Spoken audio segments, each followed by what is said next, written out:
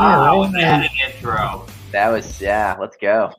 Hey, Blaze, guess who we got on today? Oh, looks like we got our buddy Jim Kalick, my Blaze beard is still loading. competitor. That's all Yeah, I got on Blaze. am I the only guy that's got the half-ass beard on here going, or what? Right. I I can't got the keep up full with one. you younger kids. I'm making up for it for you. Well, Jimmy's had a bit of a wild life. Do you know any of the stories about Jim? What are you talking about, Ruma? When I met him, he was a clean-cut young youth of America, but now look at him. But Oh no, gosh, you did a I think it lot was of the wild opposite. stuff before. He's insurance now, but you did a lot of wild stuff before that, which you still do, don't you? A little bit. I used to be a lot more wild in my youth, I would say, racing dirt bikes and stuff like that. But I keep busy. Well, when I've seen you race dirt bikes, it was more than just racing dirt bikes. You were. Tell You us saw the about 19, yeah, that was, you're talking about my buddy who owns that old board tracker, 1929 Harley JD board tracker when they used to race on 2x4s in like the 10s and 20s. That thing's pretty sketchy, actually. Yeah, it was pretty amazing. So Yeah. how'd you go from there to what you do now? Well, I, was born and raised in the area. I went to Highland High School. I went to Ohio State. And then when I moved back home, I got hooked up with an agent in Medina, Chris Winkleman, and worked as a team member for him for 3.5 years. And then after that, transitioned over to owning my own office in 2015. And January 1st, 2015, we launched. So we got about 8 years in now. Has it been that long? It has. Wow. I'm over a decade with State Farm now, which is, kind of a cliche to say, right? But it feels like just yesterday I was working out of Chris's office in Medina. How does it feel to be owning your own versus working for somebody? It's a lot more challenging than I thought it was going to be. That's for sure. It's kind of naive, working in Chris's office, and Chris did a great job of training me and helping me get ready. And he taught me a lot. A lot of his principles. He's been a great mentor. He still actually connects with me about once a quarter. We schedule a meeting and get together. But it's like you don't know what you don't know, right? And coming in, he told me, most important part is recruiting, basically. And I underestimated the challenge that was going to be, recruiting folks, training folks. I thought I was like, I'm going to be able to find people that are better than me. It's going to be great. We're going to be easy, plug them in, get after it. Not always been the case. I have had some great folks, have some great folks now, but there's definitely been some ups and downs with the hiring part. When they become pretty good after a while, they're gonna move on anyways and have their own State Farm, aren't they? That is definitely one of the options. I always offer that same path that I took, where I started as a team member and then did really well. So had the opportunity. State Farm, it's a little bit unique. They actually, when an agent retires, they take that book of business and they assign a new agent to it. So you inherit that book of business. So for me, I was really blessed. I worked hard to earn it, but I got selected to take over for a 30-year agent here in Westlake. His name was Bob McGrath. I was given his entire book of business and got to start rolling right from there. Oh, that's fantastic. So do a shout out here now to get you some new people in there. Right? Oh yeah, we are hiring. Yeah, we are hiring. So looking for, and I try to tell people, it's a fast-paced environment. I think a lot of folks imagine the insurance world being, and maybe some offices are like that, not ours, but where it's like a library. Hey, bring a book so you have something to do throughout the day. That is not how it works here. We are always busy. We're either busy because we're finding a bunch of new customers and working with our existing customers, trying to help them. Or if we're not busy with that stuff, we're even more busy because we're looking for new people. So we're reaching out to folks, going to networking events, anything that we can do to try to stay active, try to grow the business. And Blaze, be careful because one time he tried to recruit Alex from us. So I'm just saying, watch out. That was a very soft ask. That was a very soft ask. I think it would have been a great move for him. I do.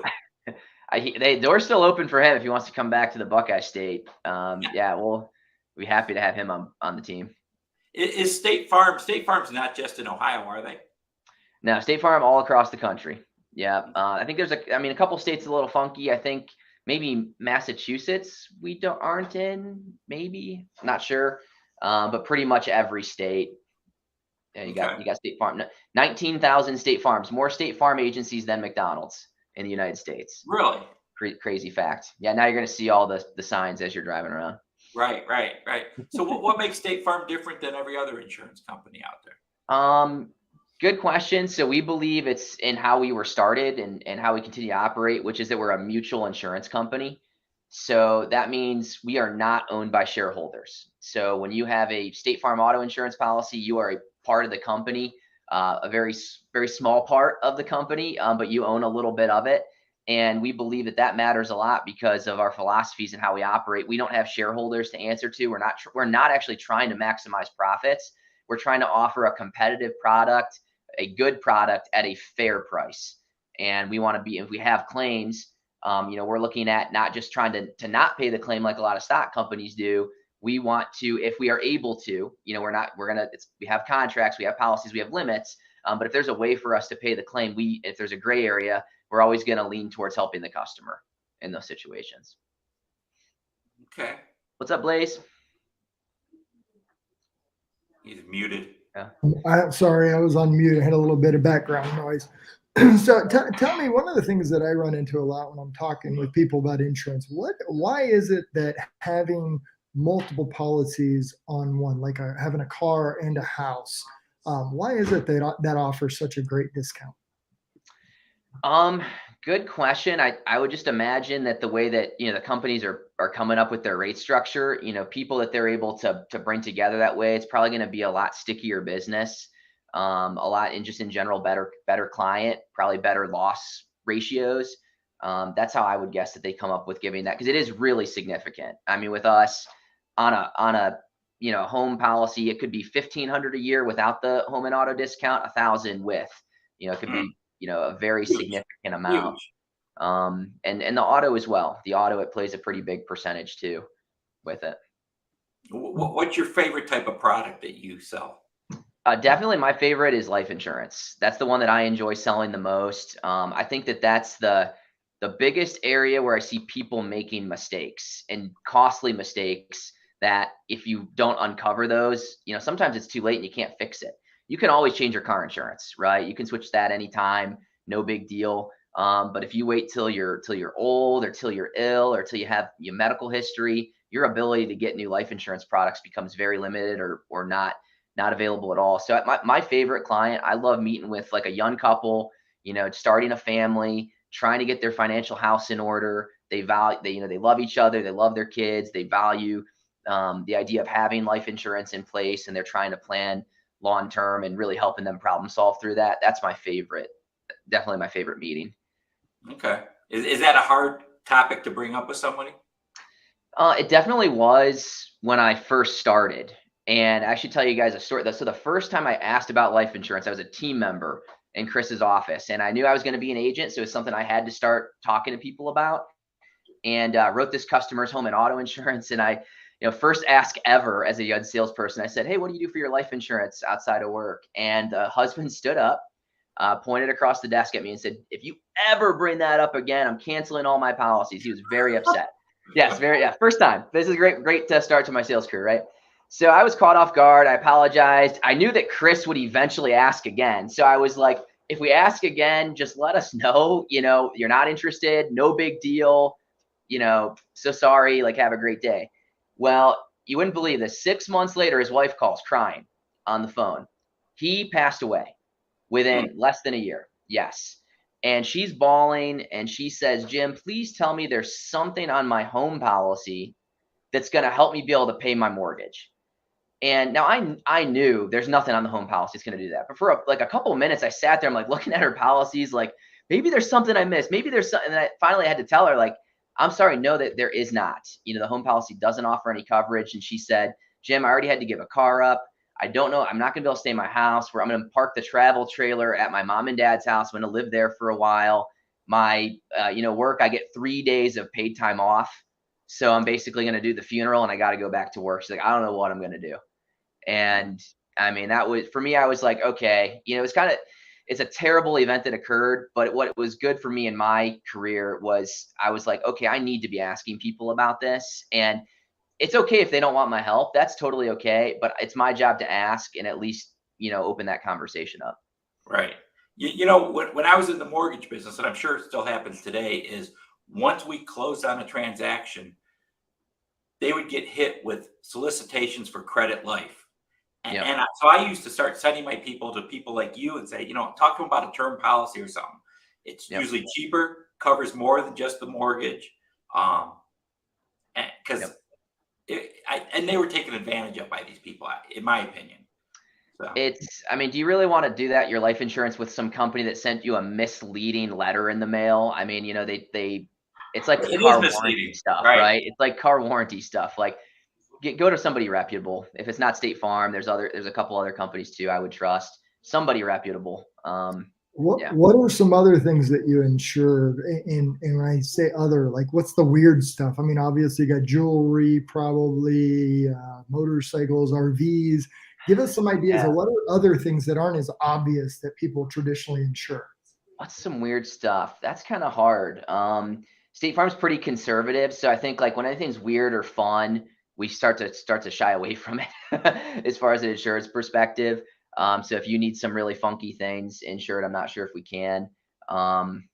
We do policies for artwork. Sometimes that's come up. I have done, like watches. This is, that were over $100,000.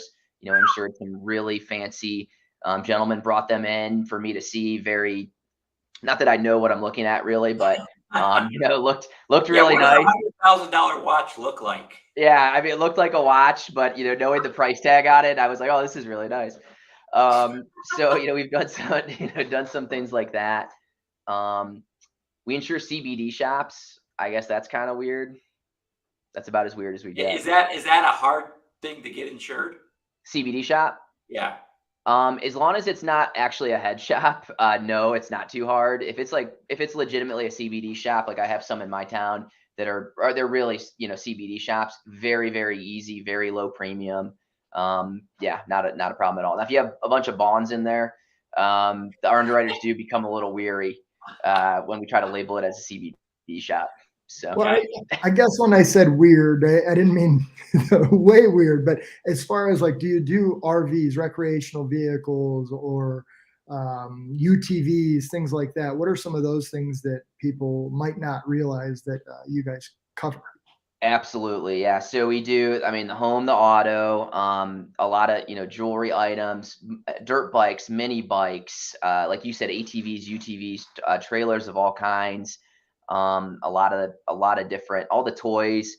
One thing that we insure antiques, antique classic vehicles. So, like I've had a couple, like I remember a gentleman I did recently had a Jaguar. It has like 200 original miles on it. He trailers it to the car show, right? Doesn't even drive it to the car show. He's got that thing insured for over 100,000. I'll take it, Frank. So those are kind of cool getting to do those. We have to go take photos of all those cool old toys. So that is a fun one when we get to do that. The reason I called him the Joe Rogan of insurance, he's a wild man, extreme sports. What was that thing you did in Vegas at one time? The thing I did in Vegas, or not in Vegas, maybe I'm pretty sure that the tagline is "What happens in Vegas stays in Vegas." I don't remember. I don't recall. What's the line? I don't recall.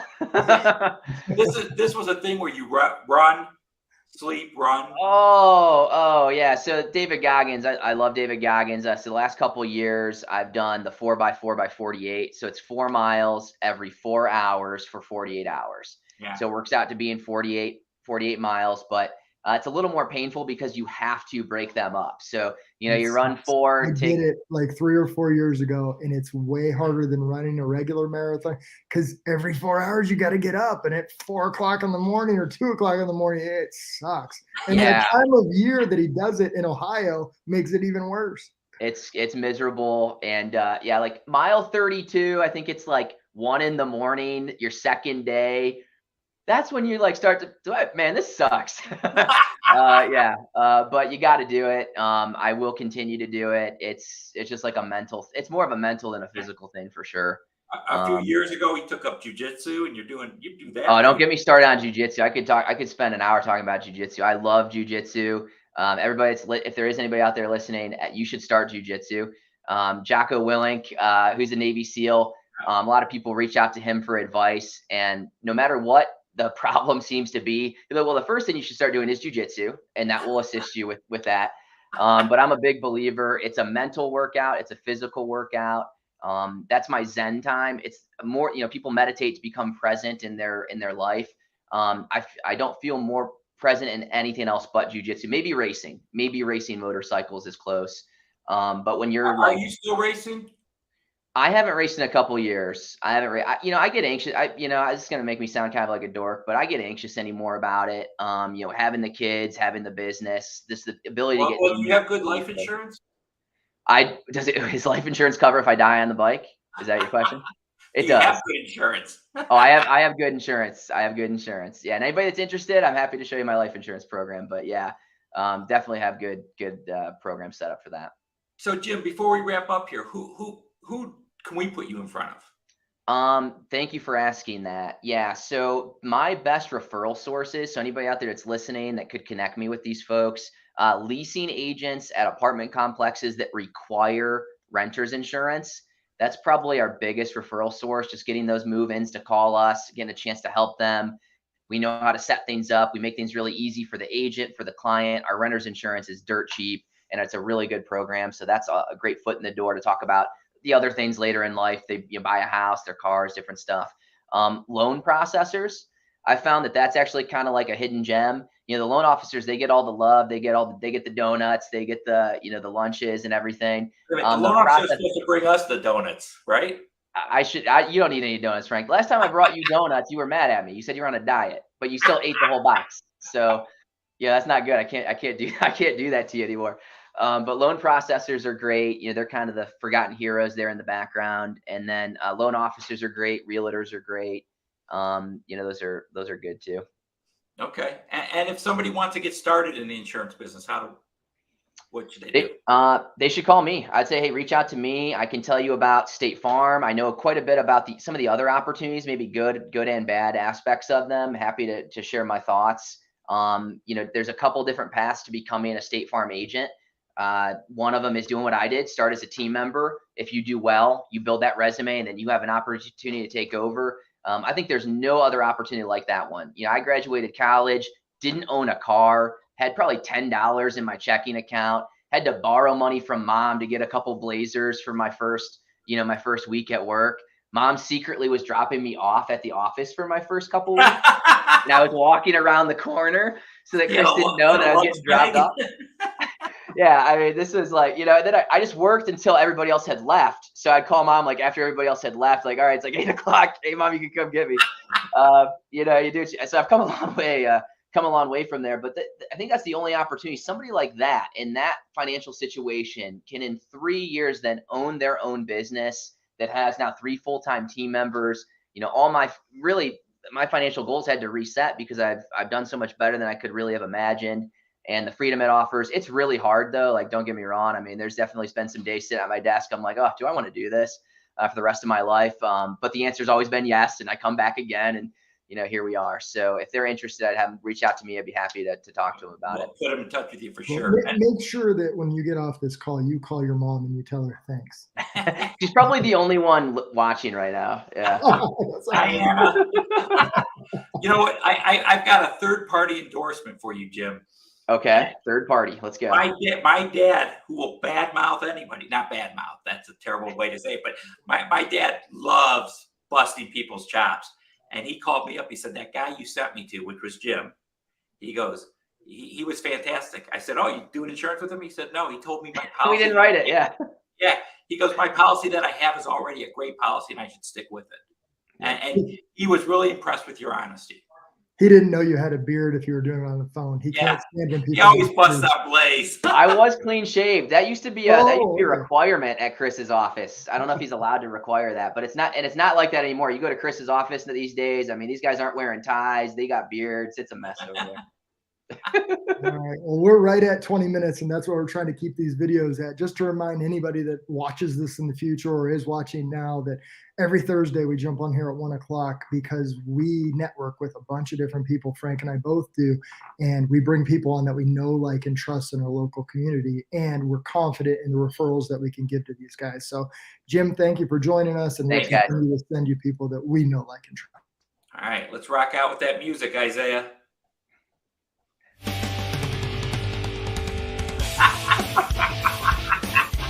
Thank you, gentlemen. I appreciate it, Have a guys. great day.